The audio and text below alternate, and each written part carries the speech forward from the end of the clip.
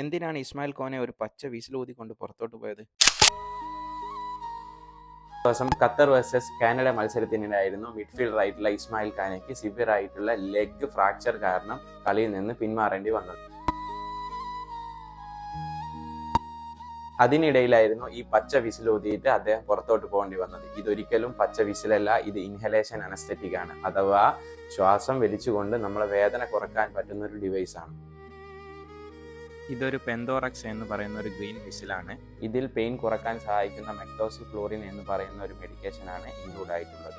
ഇത് പലപ്പോഴും ഒരു സിവിയർ ആയിട്ടുള്ള ഒരു ഫ്രാക്ചർ, അല്ലെങ്കിൽ ജോയിന്റിന്റെ ഡിസ്ലൊക്കേഷൻസ്, അല്ലെങ്കിൽ ഒരു സിവിയർ ആയിട്ടുള്ള മസിൽസിന്റെ ഇഞ്ചറി, അല്ലെങ്കിൽ ഒരു ഇമർജൻസി സിറ്റുവേഷൻ അല്ലെങ്കിൽ പ്രൊസീജിയർ ചെയ്യുന്ന സമയത്താണ് ഇത് യൂസ് ചെയ്ത് വരാറ്. ഇപ്പോഴത്തെ നല്ല ഇൻഫോർമേറ്റീവ് ആയിട്ടുള്ള വീഡിയോസിന് വേണ്ടി ഈ പേജ് ഫോളോ ചെയ്യുക, മാക്സിമം പേർക്ക് ഷെയർ ചെയ്യാം.